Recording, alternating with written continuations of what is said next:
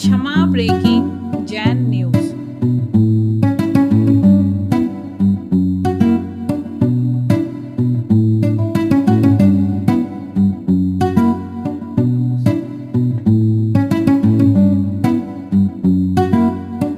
अभी 4-5 दिन पहले अहमदाबाद से साबरमती ट्रेन में मेरे सामने कुछ स्त्री पुरुष बैठे हुए थे।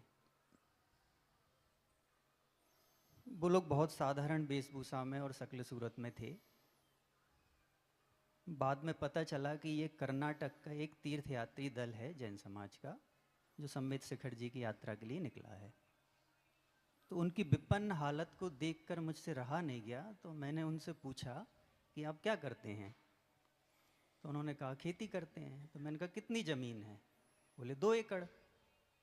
तो मैंने कहा घर में आप 5 लोग मेरे को दिख रहे हो और 2 एकड़ ज़मीन तो गुजारा हो जाता है।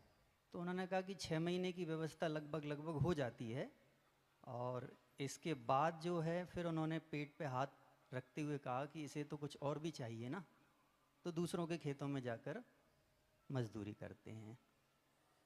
महाराज जी, इस तरह के कई उदाहरण हमें अपने आसपास भी देखने में मिल जाएंगे। क्या ऐसा नहीं हो सकता कि ऐसे लोगों के लिए हम कुछ कर सकें, उनकी मदद के लिए कोई योजनाएं चलाई जा सकें? यदि महाराज जी ऐसा कुछ आपके सद प्रयासों से हो जाए तो मैं समझता हूँ कि ये जैन समाज के लिए अब तक का सबसे महान कार्य होगा। ये जहाँ तक कर्नाटक की आपने बात कही, सिर्फ कर्नाटक नहीं, दक्षिण भारत में ये माली हालत हम स्वयं देख करके आए। इस चातुर्मास के पूर्व हमारे 2 चातुर्मास महाराष्ट्र में ही हुए, और लास्ट ईयर तो जिंदूर में चातुर्मास हुआ। जैन समाज के लोग समृद्ध और संपन्न जो आपके लिए बुंदेलखंड में देखने को मिलते हैं, और जैनों को आप धनाढ़ समाज के रूप में जानते हैं, यदि आपको इसका असली परिचय प्राप्त करना हो तो दक्षिण भारत में आप जाइए। आप पाएंगे कि जैन लोग भी कितने विपन्न हालत में जी रहे हैं। अभी तो आपने फिर भी बता दिया कि 2 एकड़ ज़मीन उसके पास है। 2 गज का घर भी जिस घर में ना हो, जिस परिवार में ना हो, ऐसे जैन समाज के लोग भी आपको महाराष्ट्र में मिल जाएंगे। जिनके सर पर पक्की छत ना हो, ऐसे जैन समाज के लोग भी आपको महाराष्ट्र में मिल जाएंगे, दक्षिण भारत में मिल जाएंगे।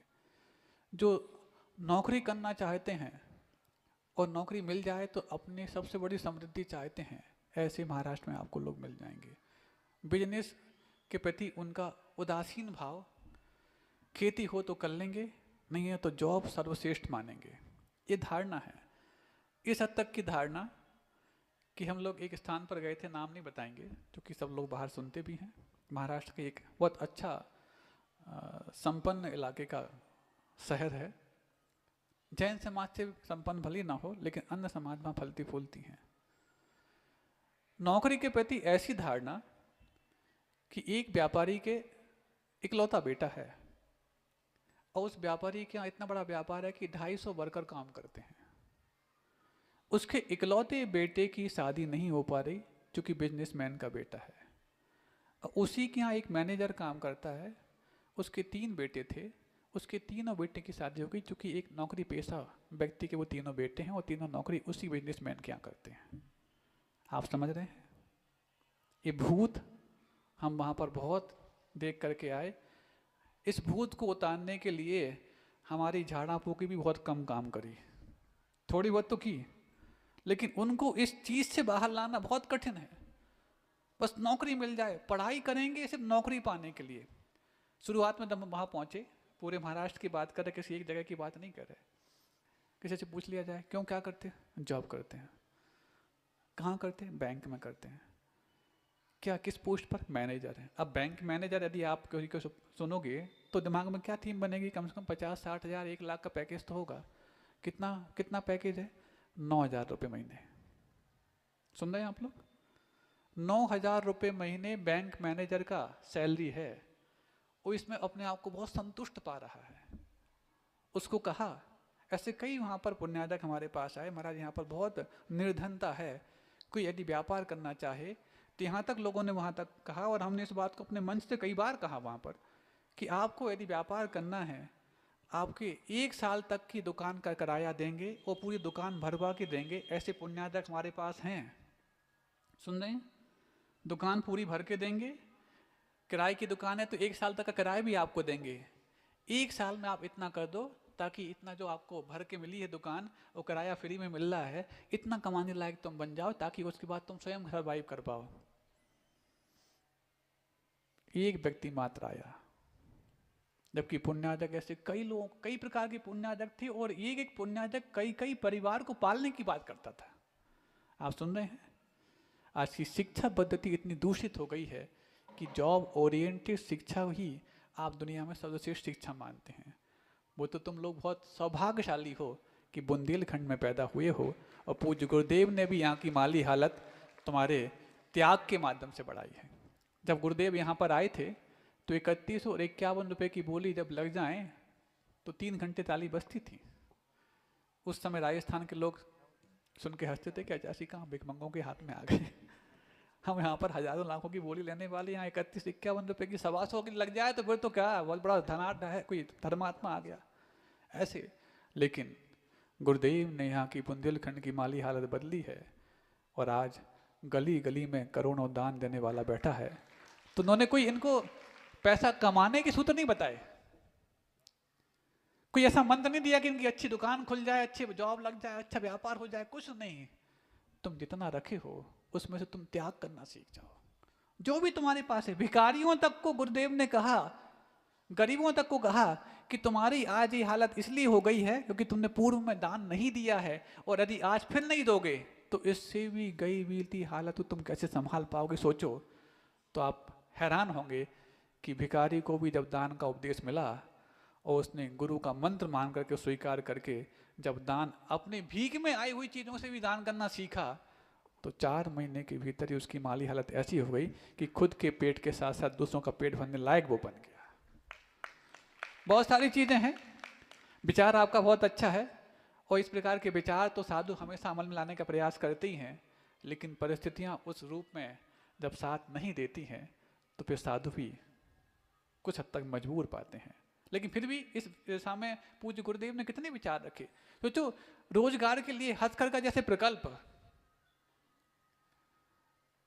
भाषा के लिए, शिक्षा के लिए, रोजगार के लिए हस्तशिल्प, कितनी सारी चीजें गुरुदेव ने कितने कितने बार अपने प्रवचनों में अंश बनाए। जब पूज्य गुरुदेव जैसा विराट व्यक्तित्व भी इस जैन समाज की माली हालत पर जहां जहां उनका प्रभाव था वहां तो उसका संपन्नता लाया, लेकिन कुछ लोग ऐसे ही हैं जो पाश्चात्य संस्कृति की इतने प्रभाव में हैं कि पूज्य गुरुदेव के इतने बड़े प्रभावकारी प्रभाव का भी वो उपयोग नहीं कर पाए। इसी को बोला जाता है अभागा। फिर भी काफी हद तक वहाँ माली हालत बदली है। शिरपुर जैसे स्थान पर सोचो, जहाँ पूज्य गुरुदेव चातुर्मास करके आए, वहाँ पर 40 घर की जैन समाज है, लेकिन 4-5 घर के लोग ही ऐसे होंगे जो बाकी में जैन जैसे दिखते हैं, और अन्य हैं क्या कहोगे। यहाँ मंच से सारी बातें कहना मुश्किल है, लेकिन इतना अवश्य कहना चाहते हैं, यदि उनके तुम माली हालत को बदलना चाहते हो तो सबसे अच्छा तरीका ये है कि आप ऐसे महाराष्ट्र और कर्नाटक के जितने तीर्थ हैं उन तीर्थों की बार बार यात्रा करो, और सारे तीर्थ बार बार, और सिरपुर तीर्थ एक बार, इसको जीवन में बिल्कुल गांठ बांध के रखो, क्योंकि बार बार आपका रहन सहन और परिचय उनको मिलेगा। वहाँ पर थोड़ी सी आप भाषा सीख करके जाओ, थोड़ी मराठी सीख करके जाओ, थोड़ी कन्नड़ सीख करके जाओ। आप अपेक्षा करते हैं कि हम उनसे बात करें तो या तो इंग्लिश में कर लेंगे या फिर हिंदी में वो करें, तो जब आप भी उससे इंग्लिश में बात करने के लिए ही प्रेरणा देते हैं तो वो क्यों आपसे हिंदी में बात करेगा। लेकिन जब आप उनसे कहो या तो हम मराठी में कर सकते हैं हिंदी में, तुम टूटे फूटे 2 शब्द मराठी के बोलोगे तो फर्राटी की हिंदी में आपसे बात करने लग सीख जाएंगे। बहुत सारी बातें हैं, इसलिए ठंडे दिमाग से इन सब चीज़ों को एनालाइज करके और रियलाइज करना भी आवश्यक है, और फिर इन दोनों से काम नहीं चलता तो एक्सरसाइज उसी दिशा में देना आवश्यक है, तब जाके प्रॉब्लम क्रिटिसाइज नहीं मिनिमाइज हो पाएगी। महाराज श्री, इस तरह की घटनाओं के और भी दूसरे गंभीर साइड इफेक्ट भी हैं। जैसे कि एक दूसरे सज्जन से मेरी बात हुई जो पास में बैठे थे, तो मैंने उनसे कहा कि मेरे संज्ञान में ये आया है कि साउथ में बहुत बड़े स्तर पे जैन लोगों का धर्म परिवर्तन हो रहा है। तो मैंने कहा क्या आपके यहाँ भी इस तरह की स्थिति है? बिल्कुल है। तो उन्होंने कहा बिल्कुल है। तो मैंने कहा आपने देखा है इस तरह का? बोले हाँ मैंने देखा है। तो मैंने कहा कहाँ कन्वर्ट होते हैं? तो बोले बौद्धिज्म में, और एक लिंगायत जो समुदाय है वहाँ पे काफ़ी प्रभावशाली है, उन लोगों के में होते हैं।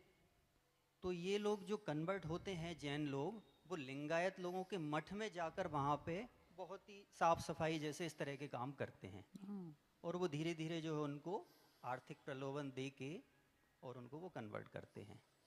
कारण उसका यही है ना, वो जॉब करना। अब वो जॉब के नाम पर कहीं भी जो भी नौकरी मिल जाए, वो जॉब की भूत से बाहर निकल ही नहीं पाते। वो यही कहेंगे, वो जो साफ सफाई भी कर रहे होंगे ना मठ में, तो उनसे पूछो क्या करते, बोले जॉब करते हैं। कौन सी जॉब करते, फिर बताएंगे कि ये वाली जॉब करते हैं।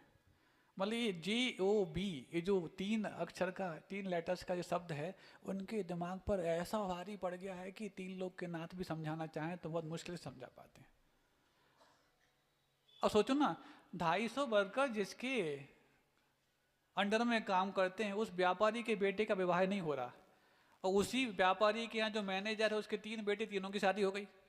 क्यों? क्योंकि वो मैनेजर का बेटा है। बहुत कठिन है, फिर भी प्रयास चल रहा है। आप ऐसी भावना रखो और प्रयास भी साथ में करो, तो दोनों के काम आसान हो सकते हैं।